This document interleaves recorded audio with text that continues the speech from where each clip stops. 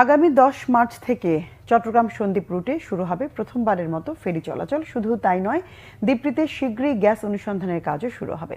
ফেরি নির্মাণ কাজ পরিদর্শন শেষে এসব তথ্য জানান জ্বালানি, সড়ক ও রেল উপদেষ্টা ফাউজুল কবির খান। এতে অবসান হবে যুগ যুগ ধরে চলা কয়েক লাখ মানুষের দুর্ভোগ, সূচনা হবে নতুন দিগন্তের। চট্টগ্রাম থেকে শাহেদা পিয়ার রিপোর্টে বিস্তারিত। প্রথমবারের মতো ফেরি যোগাযোগের আওতায় আসছে চট্টগ্রামের সন্দ্বীপ উপজেলা। চট্টগ্রামের সীতাকুণ্ডে বাঁশবাড়িয়া সমুদ্র পাড়ে চলছে ফেরি নির্মাণের কর্মযজ্ঞ। চলছে সমুদ্র পর্যন্ত সড়ক নির্মাণ, ড্রেজিং ও বেড়িবাঁধ তৈরির কাজও।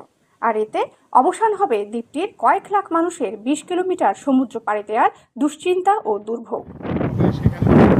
রবিবার প্রকল্প এলাকায় নির্মাণ কাজ পরিদর্শন করেন সড়ক পরিবহন ও সেতু উপদেষ্টা ফাউজুল কবির। জানান, আগামী মাসে কাঙ্ক্ষিত এ ফেরি চলাচল শুরু হবে। বলেন, ভোলার মতো সন্দ্বীপেও গ্যাস পাওয়া যায় কিনা তা শিগগিরই অনুসন্ধান কাজ শুরু হবে। সন্দ্বীপেরটাকে আমরা একটা টেস্ট কেস হিসেবে দেখতেছি। এরপরে আমরা অন্যান্য যেসব বিচ্ছিন্ন জেলা, আমরা যেমন ভোলাতে ব্রিজের চিন্তা করতেছি।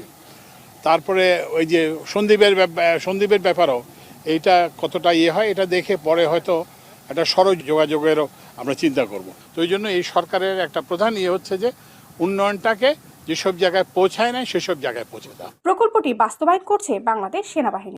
মার্চের 10 তারিখে আমরা টাইম সেট করেছি, ইনশাআল্লাহ এটাকে চালু হবে।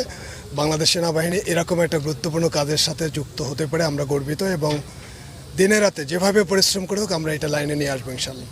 চট্টগ্রাম থেকে সন্দ্বীপ রুটে ফেরি চলাচল শুরু হলে যোগাযোগের ক্ষেত্রে নতুন দিগন্তের সূচনা হবে বলে মনে করে দ্বীপের কয়েক লাখ মানুষ।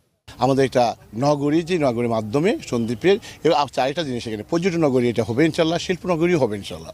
উত্তাল বঙ্গোপসাগর পাড়ি দিতে সক্ষম এমন ফেরি এই রুটের জন্য তৈরি হচ্ছে। ভবিষ্যতে সন্দ্বীপে ফেরির পাশাপাশি সড়ক নির্মাণ করা যায় কিনা তাও ভাবছে সরকার। শাহেদা পিয়া, বাংলা ভিশন, চট্টগ্রাম।